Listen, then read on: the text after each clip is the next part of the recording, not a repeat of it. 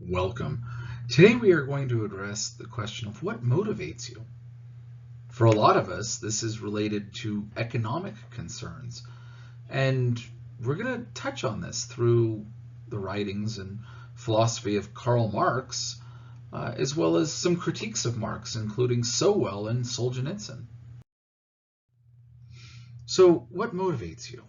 When addressing the passions, we usually think of what motivates us in our life and what's drawing us to succeed in one way or another, or at least what's tempting us to some momentary pleasure. Generally speaking, and broadly speaking, people are motivated by increasing their pleasure or minimizing their pain. For some, there's a higher good that's also connected to this, and maybe what's motivating you is some sort of greater reward than just immediate punishment or reward. Still, others are only concerned about the here and now and what benefits they can get right this moment. Oddly enough, when we address economics as a motivational force, all of these options still exist. Avoiding pain, increasing pleasure, some greater insight, or just life right now. Yet all of this is connected within our economic sphere. Before we begin, we should probably get some terms underway. After all, before we talk about Marx and economic theory, we should probably know what is economics.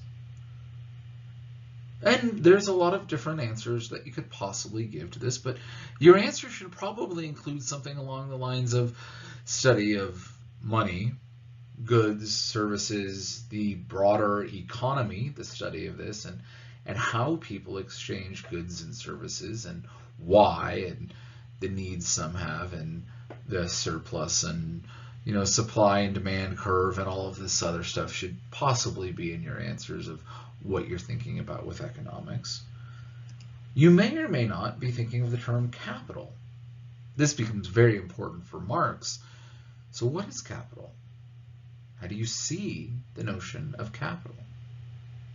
Some of you are thinking of capital as that product of economics. It's what you're able to invest in things. Some of you are thinking of materials that are necessary for capital. And that's not a bad answer either. In fact, there's a lot of truth to that answer, right? If I'm involved in lumber, I've got my capital is wrapped up in my lumber. My sitting on that as an asset is what I have to trade and exchange.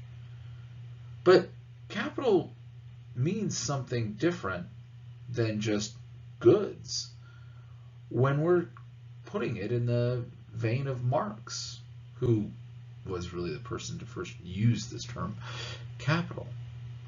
Marx sees capital as your labor. Your labor boiled down to a exchangeable essence. Capital is nothing more than an expression of your labor or the labor of others. Now that might be found in money, it might be found in lumber, or it might be found in all sorts of other things. But if we see labor as what the proper expression of capital is, then this changes a lot of our discussions on capitalism, specifically notions of rational investment capital, where my money is able to make more money. How is it that my labor can increase without more labor? This is one of the things that bothers a lot of Marxists. This is one of the things that's seen as a triumph of rational investment capitalism by non-Marxists, that your labor is able to grow because you're venturing the value of your labor over and against something else, and you're able to grow your return on that investment. Possibly. Always there's a risk. Consult your financial advisors. Blah, blah, blah. All that good stuff, right? But this is an important term to understand, especially when addressing Marx's notion of economics. Of course, we also should probably understand, since it's congealed labor, that you get paid for your labor, and this is seen as a wage. And of course, questions arise with that of why is it set at the rate that it is? Why is the wage not higher? Why is it not lower? And there's those who think that wages should always be higher. There's others who think the growing increase in wages only decreases the capital of previous employment, previous labor. After all, it changes the now economic situation and landscape. The work I did only yielded so much of a wage. If the wage is always growing, then my percentage doesn't equal what I put into it if I'm sitting on that in forms of a savings account. Inflation is another way of looking at this term. Should you always have a livable wage? What if you don't produce a value for the company to that effect? Early arguments and advocates for a minimum wage was actually a lot harsher than what we think of today.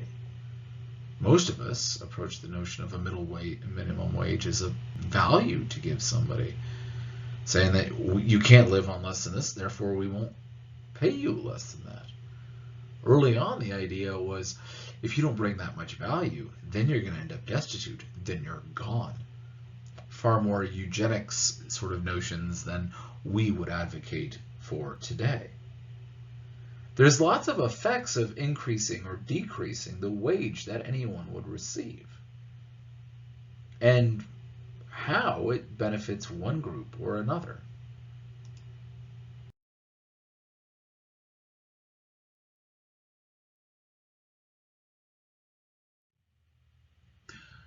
Since at least the 19th century, a form of economic theory has been used to replace religion in the West. Instead of a religious outlook, competing schools of thought have ventured to remake the image of man as one whose value is not found in God, but in money. The teleology of history was also transformed by man from a long process of cosmic redemption by the divine into a creation of a new heaven on earth. Even science fiction in the 20th century often paints the future in this economic utopian model that follows, at least to a certain extent, a Marxist conception. Even the phrase, the right side of history, is applied as a result in this shift of economic theory. The telos of man has moved towards other notions of justice outside of a religious worldview, and beginning with the conceptions of how things change when it comes to economic understandings. So, if this is the case, this changes a lot of your general default assumptions about economics. Your views of work itself are also going to be seen very differently following this change in view than it would have been before. Do we all need to work? Does work itself provide a purpose? Does the type of job you have tell us something about you? These sorts of questions and concerns matter if indeed there is a new telos to history shaped through your labor. The economic purpose that you serve replaces the religious purpose that you may have had. You're good or bad based upon your relation in economics.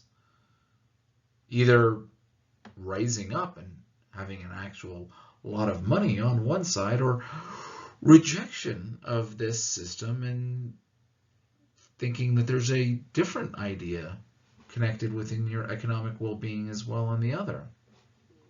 But who are you is answered a lot of times by your economic stance. the position, the job, the vocation you have. This is seen as a little crass in large portions of the world, but in America, this is usually the first way you answer who you are. People ask, who are you? And your answer is, this is my job. This is my economic position.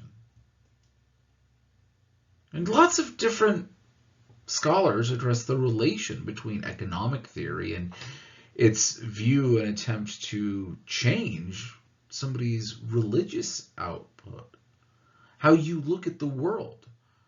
We have Marx and Weber, for instance, who both were teasing out this idea of the relation between economics and modern rationalist capitalism and religion. For one, it is explained by religion, that's Weber, and the other one, religion is used to reinforce it as opposed to giving it its own new modern life. Durkheim will also talk about the shape and mode of economics and the different ways societies move and operate, and in many ways also the different religious aims that that society holds because of the differing economic positions that you find yourselves in. There are very few people whose names become synonymous with a whole system of thought. We can think of a few, like Kant and notions of Kantianism, but even then, unless you're engaged in philosophy, most people don't quite know what you're talking about, or you're only going to get a small piece of it. And it seems somewhat, for the broader audience, to be a little incomplete at best. This isn't the case with Marx. Marx and Marxism go hand in hand, and you say Marx or Marxist, and people have a very close idea to what you mean. Now, they might be wrong, or it might be an incomplete picture about something, but it exists far more clear with Marx than it does for most others, because he has a whole new direction of life of what his ideas would like to go, and certain advancements in the 20th century kind of led a lot of people to following his ideas. Karl Marx was born of relatively wealthy German parents. They lived in Trier on the Rhine, and the city was German, but the French had always viewed it as something they would like. So Trier is Germanish, and the Marxists are mostly German. Actually, the French tried to take it in the 30 Years' War, as well as many other wars throughout history, and they actually did gain the city with the reign of Napoleon in 1794, only to lose it to Prussia in 1815 when the war was over. Now, this actually does matter, if Trier is German or not, to the Marxists, because Prussian law required that all official positions were not open to Jews until 1848.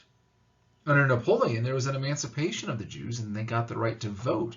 And there's actually a long discussion on tying of voting with the guild system and how this actually matters to religious and other laws that we're not addressing for the sake of this class. But it matters to the Marxists whether or not they're French or German, because they're Jewish. And so if you're not allowed to engage in official positions, and this is the avenue to success, a lot of people decide we're not going to remain Jewish. And this is in fact what Karl's father Heinrich did as a lawyer. In order to maintain his position and gain certain voting rights, he'll convert over to Lutheranism around 1816. Now, to be fair, Heinrich and the Marx weren't very good Jews, and they weren't very good Lutherans either. They weren't really pious, and changing their confessional identity was kind of helpful, but it also cost them.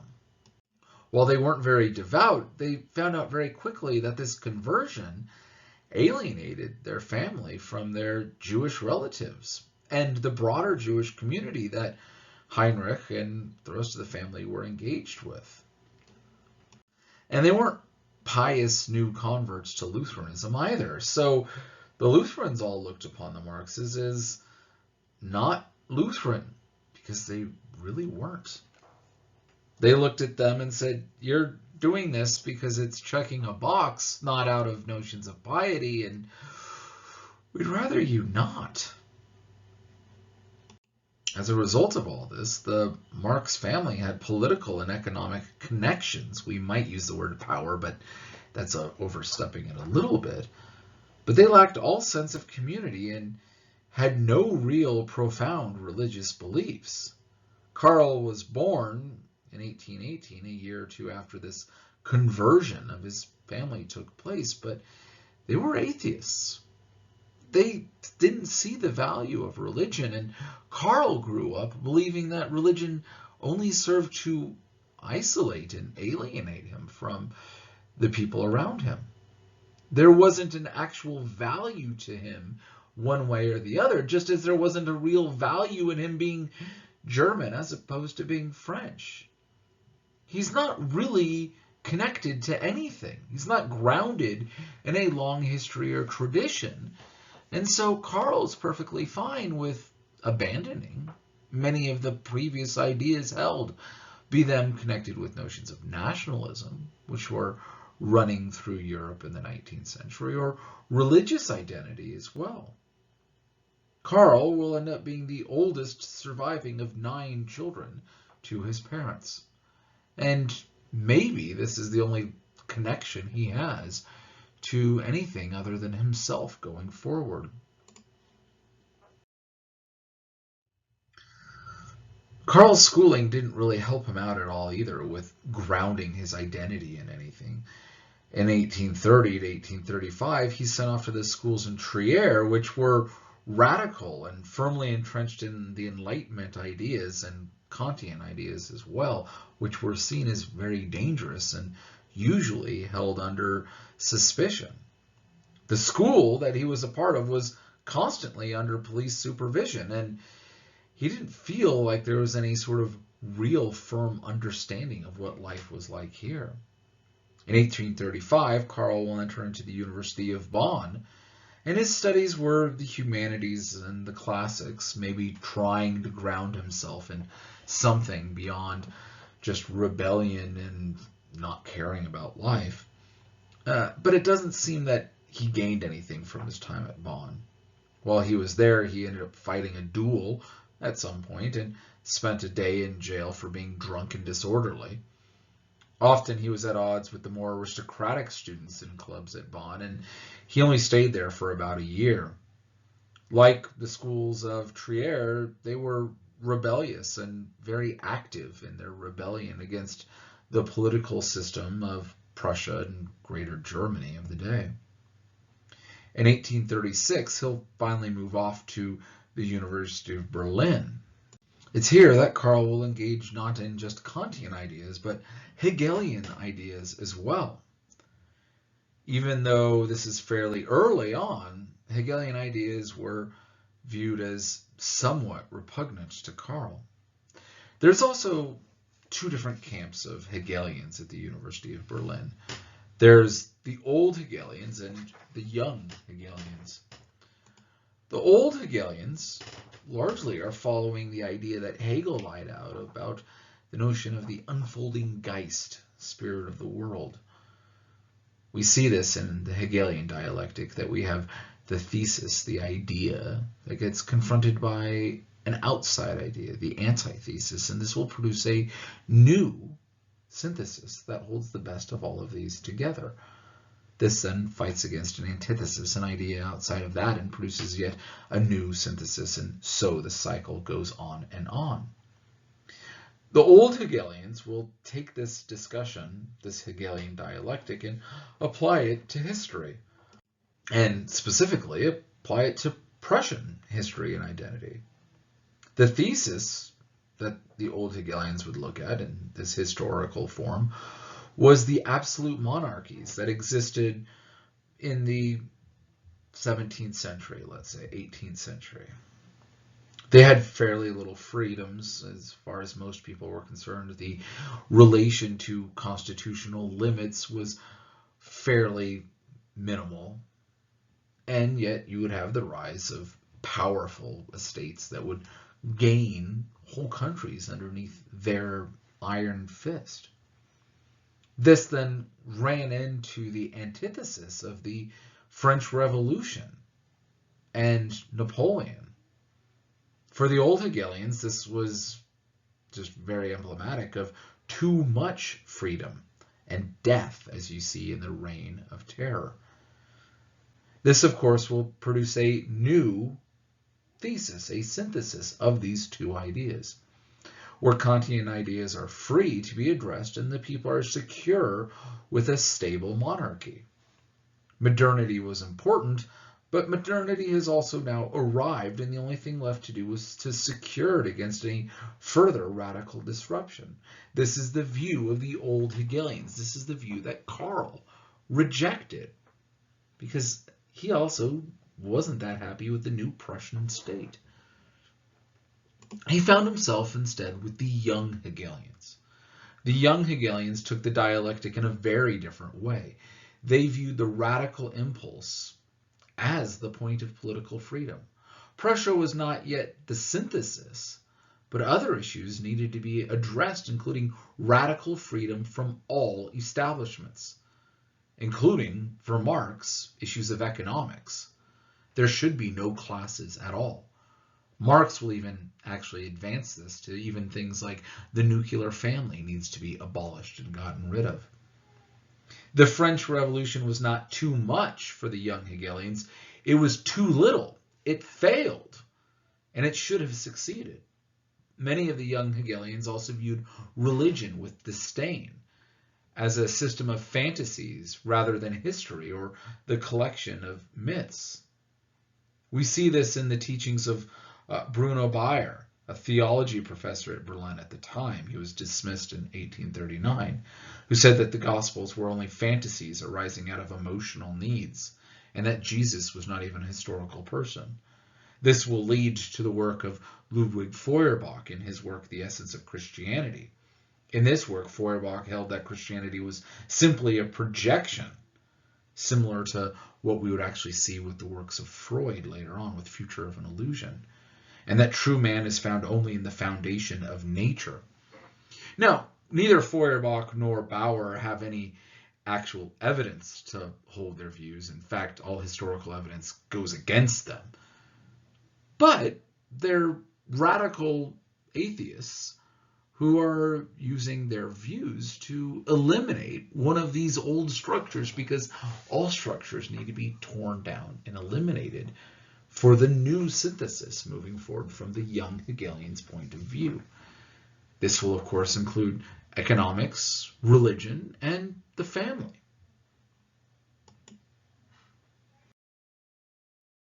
As a professional, Marx really didn't do much. In 1842, he finishes his studies and begins not working at a newspaper in Cologne. This is because it's heavily censored, it's radical, and is trying to undermine the German state, and so censors are kind of doing the job as the editor for Marx. They're censoring everything, and so he doesn't really do anything. In 1842, he will marry Jenny Westphalen, a wealthy and politically active socialist, and they will move to Paris, the center of the socialist world. He continues to criticize and undermine Prussia and will actually lose his Prussian nationality as a result of this. And in many ways, Marx becomes not just a revolutionary at this time, but an actual communist. An idea that existed before Marxism is there, but he engages with this idea of communism once he's now married to Jenny Westphalen.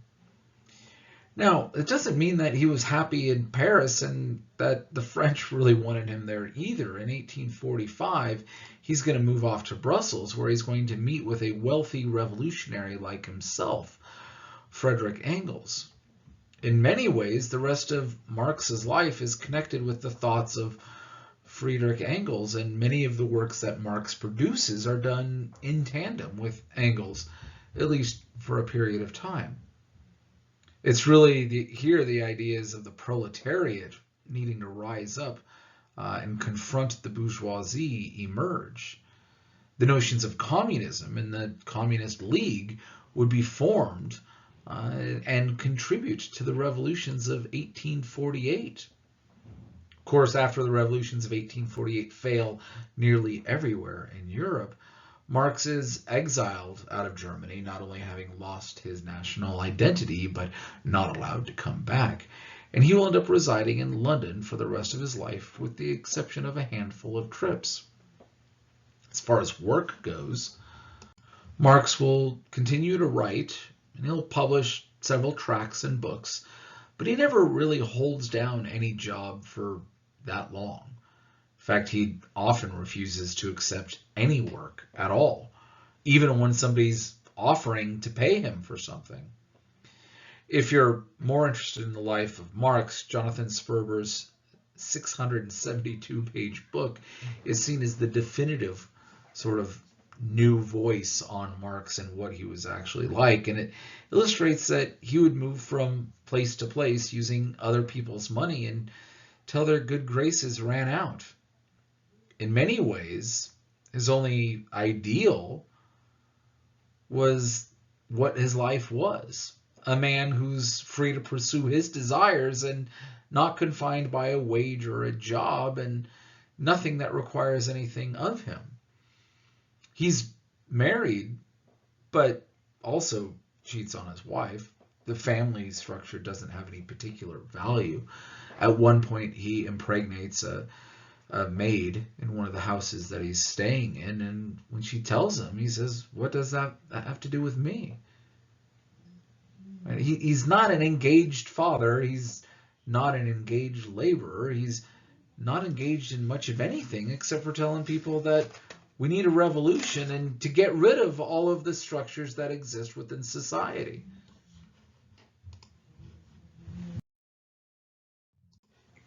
One of Marx's more important works, not as it lays out with notions of economic theory necessarily, but in his understanding about the relation of labor itself, is his contribution to the critique of Hegel's philosophy of right.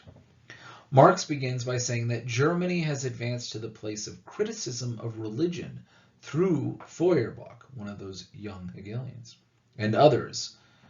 The criticism is the beginning of all other forms of criticism. That for Marx, the beginning of any form of criticism is a criticism against religion. It's pushing back against the traditions of other people who had come before him.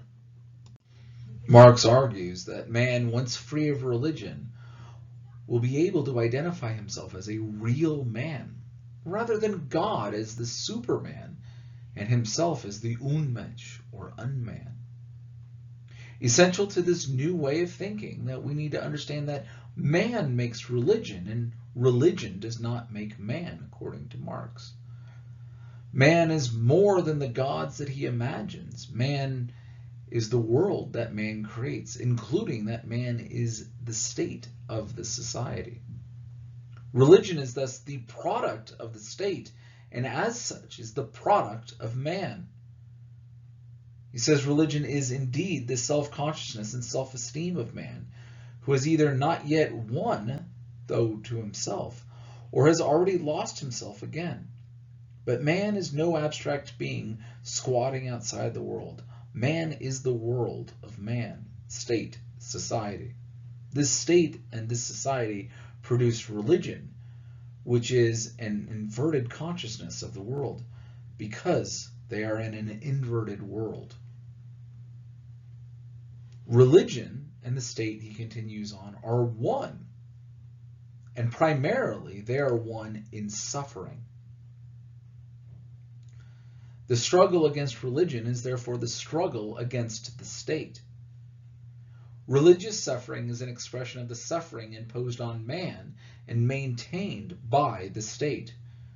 Religion, famously from Marx's line, is the sigh of the oppressed creature, the heart of a heartless world, the soul of the soulless conditions. It is the opium of the people. And what is opium? What does opium do? It deadens your pain. It also, according to many accounts, deadens your pleasure. It doesn't really let you experience real highs nor real lows. It's not entirely bad. If you're suffering, you'll get an opiate. Usually surgeries and other things to keep you from suffering. But any joy that you're going to experience is, first of all, overstated. It's not really joy. It's a contentness and maybe even some notion of happiness, but it's not real. What we want is real happiness. Marx says that real happiness cannot therefore exist with the illusion of religion. While opium is good for some, you're never really free. It's an illusion, and he says to call on them to give up their illusions about their condition is to call on them to give up a condition that requires illusions. The criticism of religion is therefore in embryo the criticism of that veil of tears, which religion is the halo. You need to get rid of religion as the first stance for Marxism. This is the very beginning, according to Marx. Religion has to go away because otherwise you're not really going to be happy.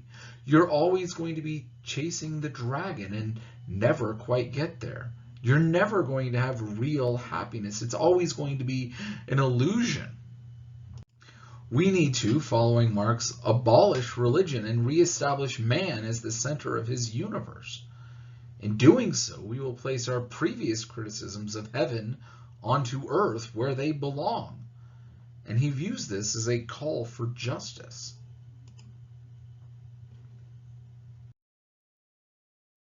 It is time for yet again another revolution, according to Marx. The nationalism revolution was incomplete. We need another revolution where the state is not supreme, but the people. He says the war on the German state of affairs, by all means, they are below the level of history. They are beneath any criticism, but they are still an object of criticism, like the criminal who is below the level of humanity, but is still the object for the executioner. Right? This is how you need to see the state you're a part of, is something that needs to be executed, something that's below you. The goal, he says, is to then overthrow the bonds that have been placed on you. To unite is necessary for this.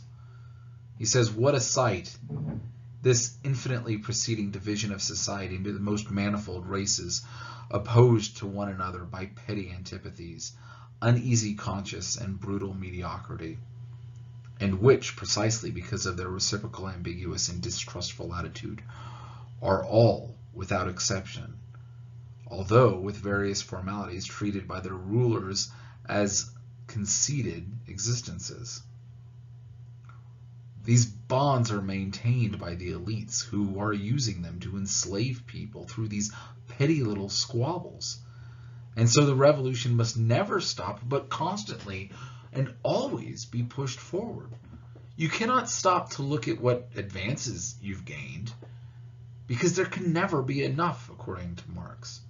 There's never a point in which you have arrived.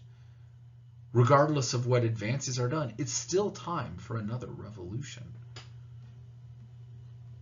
The point is to attack the system. The state wants the status quo, not change.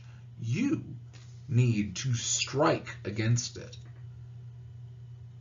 Don't, he says, even let the Germans have a minute for self-deception or resignation. Constantly be pushing.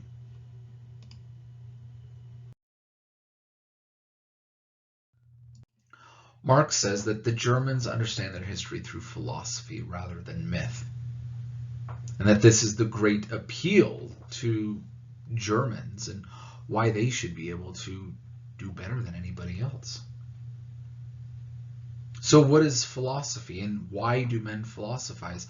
For Marx, philosophy is not about thinking of how the world is, but he follows his thesis on Feuerbach that the aim of philosophy is not simply to understand the world, but to change it. It's a philosophy of action.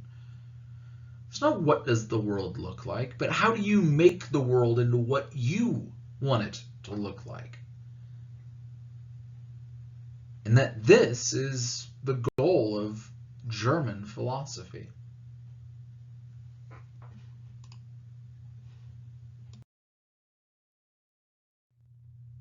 So, following Marx, what can revolutions do? What's the advantage of a revolution? There's a few advantages, if indeed what needs to happen is getting rid of an old system. But of course there are drawbacks, and Marx is asked, can Germany raise all with its revolution? And his answer is that it will rise you up not only to the equation of other nations, but to the height humanity should have that's above everything else. That it's going to be a revolution of ideas. It says if the problem is the force of the state, that you are going to have to then use force against the state, and therefore you shouldn't avoid destroying things, but destroy it all. Use force, use bricks, use bats, use guns and tanks. Destroy what exists and bring it down to rubble, because then you can rise up.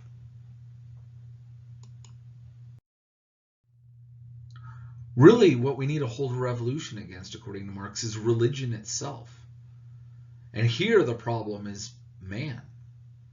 Namely, the problem is that man has placed religion at its center, and therefore religion must be abolished. Quote, the evident proof of the radicalism of German theory, and hence of its practical energy, is that it proceeds from a resolute positive abolition of religion. The criticism of religion ends with the teaching that man is the highest essence per man. As long as there's anything that exists above humanity, the gods, a god, even a hinting of some sort of Superman, it must be destroyed for Marx. This is the aim of Marxist revolution. And the revolutions cannot end until any belief in gods are gone and destroyed. This isn't accidental. This is essential to the Marxist technique. It is not simply an economic theory, but it's a worldview that you must accept. And it doesn't allow for middle ground. It doesn't allow for religious views at all. He states that Germany already had one revolution against religion. It started with the Reformation and Luther, the monk. But it wasn't complete. And now he needs a philosopher to complete this revolution. While Luther challenged the status quo, and he abolished priests by making all men priests, and he changed devotion from religion into personal conviction. Faith became authority, and no longer with the faith in authority. He made religion the inner man rather than the body, and now Marx and philosophers following him must eliminate this as well.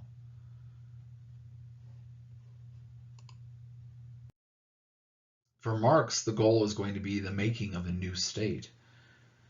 The state is the ethical ideal, and the end of the state, he says, is freedom. The aim of the state is to mediate the relationships between the individuals, and the ultimate end of this is to realize that the other relates to you as an individual. In realizing that the other is an individual, you are then made free, according to Marx. Your neighbor is no longer a commodity, and his labor is his own, and yours is yours, nothing to be bought or sold. And that the real religion that we must then overthrow is the religion of private property, in addition to the belief in the gods that have value outside of you. For Marx, private property makes corruption, necessarily, and therefore we have to eliminate not just corruption, but property in itself, and then you will be free. Is this true? Is this something you think is right and accurate? He says that you will now become dependent upon the state, and that will make you independent. Quote, while according to the idea, dependence upon the state and the feeling of this dependence is supposed to be the highest political freedom. Here the independent private person is constructed, because political freedom is the private person's feeling of being an abstract dependent person, whereas he feels and should feel independent only as a citizen. So your freedom is found in your dependency, not into relation with the others, because then you can't be free, but it has to be mediated through the state. Right now, you're dependent on your private property and your private wealth and your private relationships. This is the construction of the state. Therefore, the new state has to eliminate all these things. It has to abolish all sense of ownership, all things that belong to you, and all ideas that are above mankind. So, a quick question, is Marxism a religion? He pushes back against it a lot, but it looks a lot like a religion in many different ways. And it's got many of the earmarks of a religion. It has a god, the proletariat. It has a series of prophets, Marx, Engels, Lenin, Stalin, Mao, etc. It has several holy books, Communist Manifesto, amongst others. It has a teleology, the idea of an eventual workers' paradise. The congregation exists as a communist party. It has a moral component as well. It has a claim for peace as the result of all of this. How is it different than a religion? By the way, for any of you who are wanting to have some sort of remark about, well, it doesn't kill people like religions do or something along those lines, it has really made religions go to shame, especially in the 20th century. Communists have killed about 65 million Chinese people, 20 million in the Soviet Union, 3.5 million in Korea and Afghanistan, let alone other wars that have been fought largely as a result of communism. But this is what communism does to its own people as well. Marx wants to get rid of religion, but creates his own, and is violent against anyone who wants to hold an alternate position or point of view. You must join the party, and you must think only politically correct thoughts, thoughts which are towards revolution. Anything against it makes you a subversive, and you must be gotten rid of. There's no room for negotiation. There's only capitulation.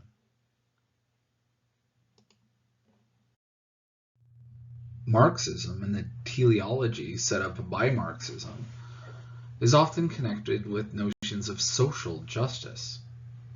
But the question always exists, who defines what is just? There's a nearly 200-year history of this term, and different interpretations of social justice look very differently. For some, it's a broad category where the aim is to create a more just society. It is undefined, and it has its origin in the philosophy of John Rawls, who said that a just society would be one where anyone would be happy being born into any social milieu or identity group. More recently, the idea of social justice has been taken over by postmodern and Marxist thought.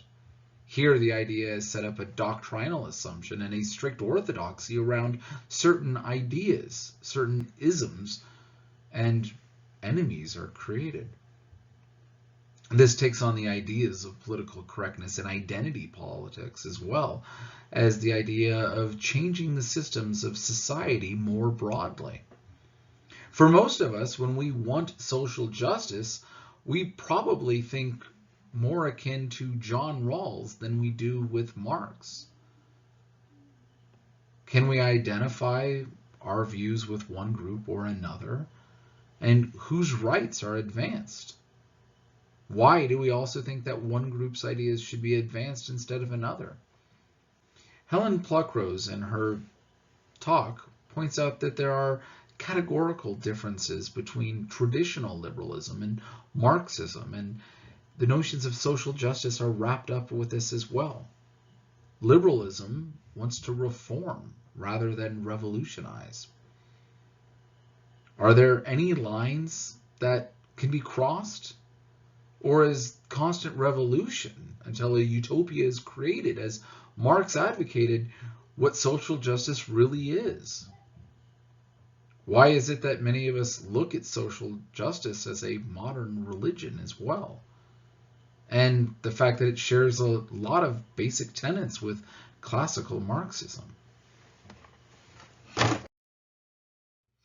Thomas Sowell, a public intellectual, Hoover Institution, etc., has quite a few thoughts on socialism and the changes of society in the last 50 plus years towards that end, and kind of wants to hit a pause on that.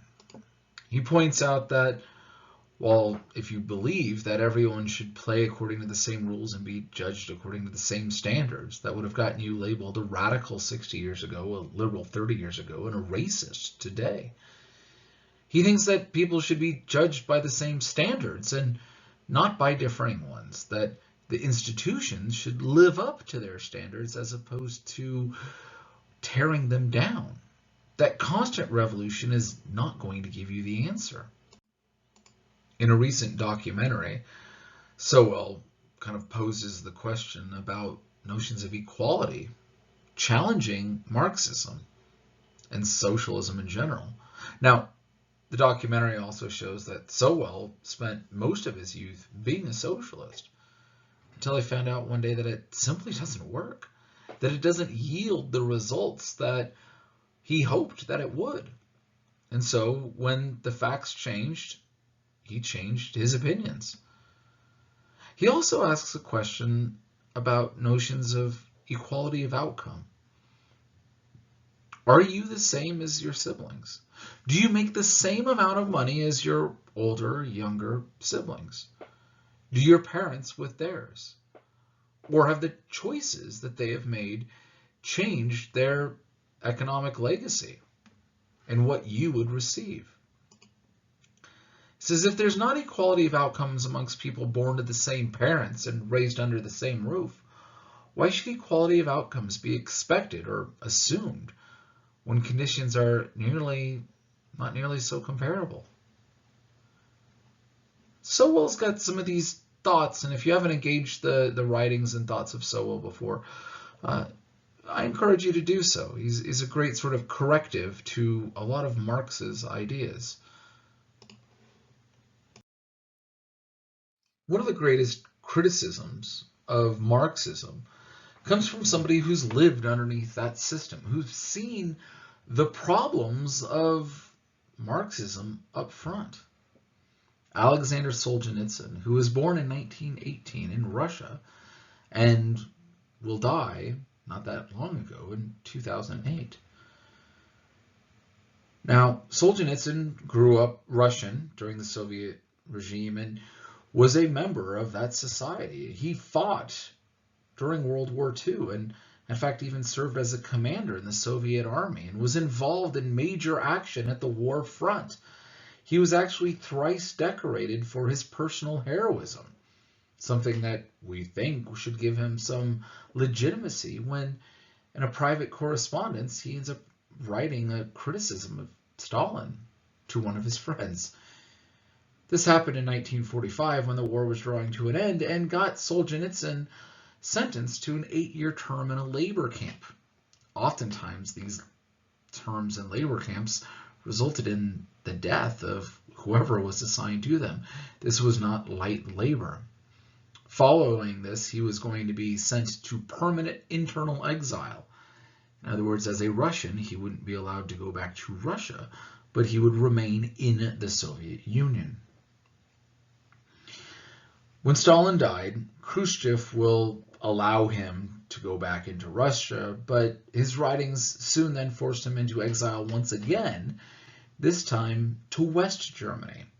And he had lost his claim of Soviet citizenship. In 1976, he moved from Europe to Vermont, and will spend the majority of the rest of his life in America. He actually, while in America, will criticize not only the Soviet Union and the dangers of communism, but a lot of the problems that he saw of the materialism that exists in the West, both in Europe and America. This emphasis on accumulating wealth he saw as also very problematic. In 1994, after the fall of the Soviet Union, he returned to Russia and continued to write and speak there, and he will die in 2008 in Moscow at the age of 89. A life that seems quite a bit longer than what one would have assumed from somebody who spent years in a labor camp. Now, his writings in some ways got him into trouble, but they also are what preserved him and didn't just get him executed. He won the Nobel Prize for Literature in 1970, and his writings give us a great glimpse as to what life was like under Soviet rule. Most famous, probably his work, The Gulag Archipelago, but a shorter work and a little easier to approach for most people is One Day in the Life of Ivan Denisovich. Other works, including First Circle, Cancel Ward, and The Red Wheel, are also rather famous. In addition to his major written works, Solzhenitsyn is also known for several addresses that he gives on various subjects, including, most notably, the relation of religion and its opposition to and from the Soviet Union. In his Templeton address, titled Men Have Forgotten God, Solzhenitsyn tells us that he has spent, near 50 years working on the history of the Soviet Revolution. In the process, I have read hundreds of books, collected hundreds of personal testimonies, and have already contributed 8 volumes of my own towards the effort of clearing away the rubble left by that upheaval. But if I were asked today to formulate as concisely as possible the main cause of the ruinous revolution that swallowed up 60 million of our people, I could not put it more accurately than to repeat, men have forgotten God. That's why all of this has happened. He points out that Dostoevsky warns us that great events could come upon us and to catch us intellectually unprepared. This is precisely what has happened. In its past, Russia did not know a time when the social ideal was not fame or riches or material success, but it was a pious way of life. Russia was then steeped in an Orthodox Christianity which remained true to the church of the first centuries. During those centuries, the Orthodox faith in our country became part of the very pattern of thought and the personality of our people. The forms of daily life, the work calendar, the priorities in every undertaking, the organization of the week and of the year. Faith was the shaping and unifying force of the nation. It was Dostoevsky, once again, who drew from the French Revolution and its seeming hatred of the church the lesson that revolution must necessarily begin with atheism. That is absolutely true. But the world has never before known a godlessness as organized, militarized, and tenaciously malevolent as that practiced by Marxism.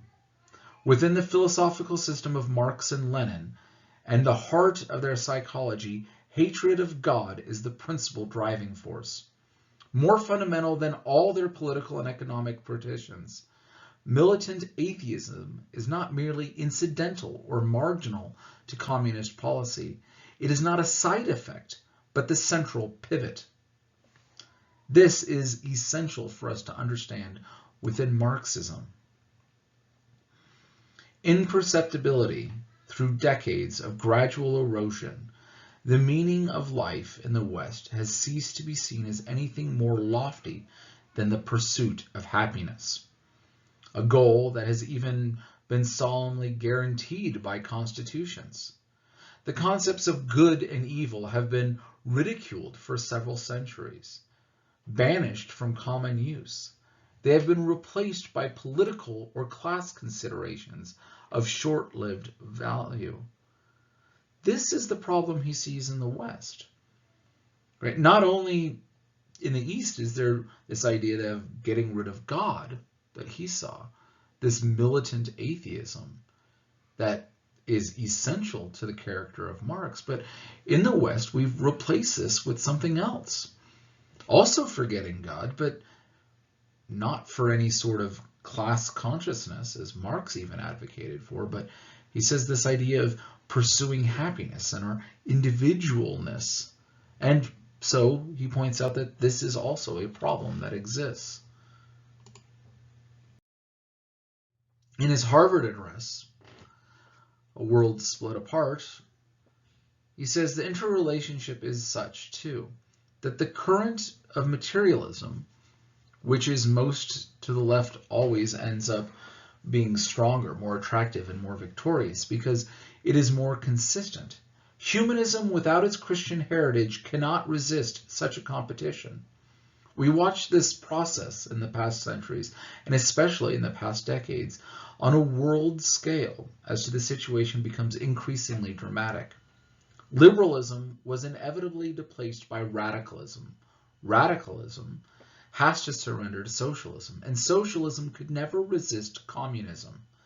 The communist regime in the East could stand and grow due to the enthusiastic support from an enormous number of Western intellectuals who felt a kinship and refused to see communism's crimes.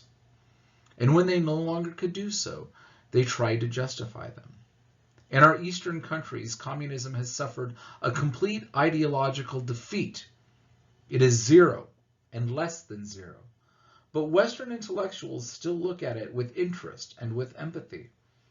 And this is precisely what makes it so immensely difficult for the West to understand the East. This is a point he wants to make also, that we see life differently because we haven't experienced it. We have the first few steps, and there's this optimism of, well, maybe it was the horse, not of communism, that's the problem, but the rider. But there's oftentimes this discussion, is it the horse or the rider? And we want to say, well, it just wasn't practiced right. If it wasn't done in Russia, but it was done in England, then communism would have been a success. And he says, no, well, we've been there. We've gone through it. Trust me. It's the horse. It's not the rider.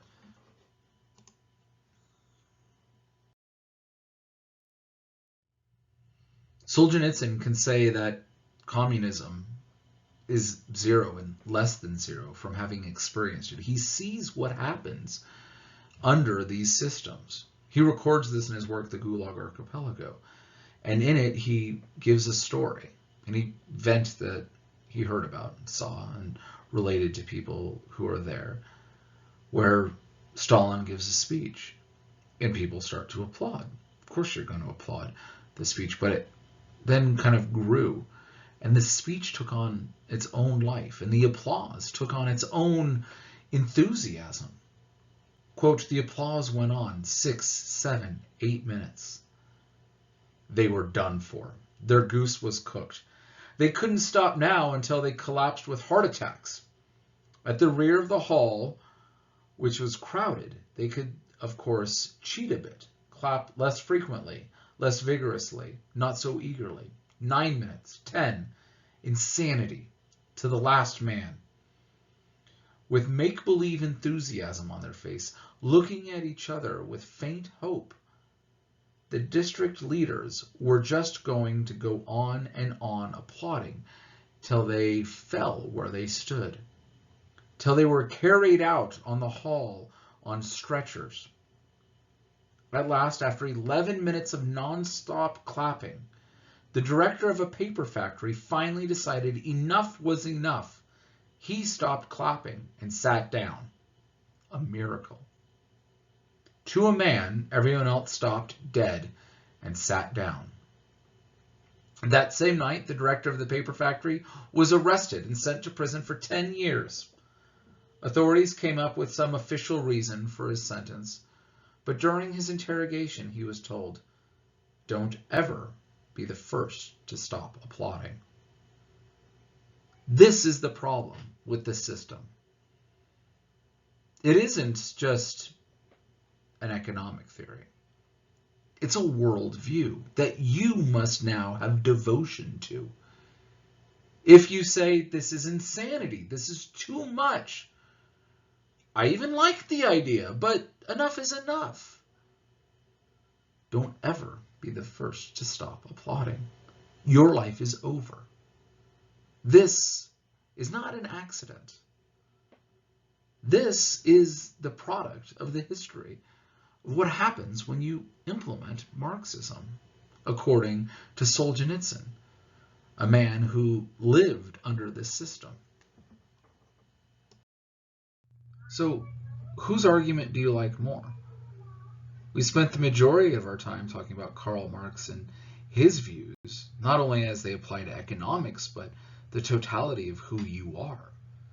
We addressed the notions of social justice and some of the criticisms that can be made against social justice as a movement, including some of the critiques that are laid by Thomas Sowell against the idea found within modern social justice. We also criticized Marxism from the life and work of Alexander Solzhenitsyn, and how he, as somebody who lived under Marxist regime, saw the impact of what Marxism was really about and what its desires really were.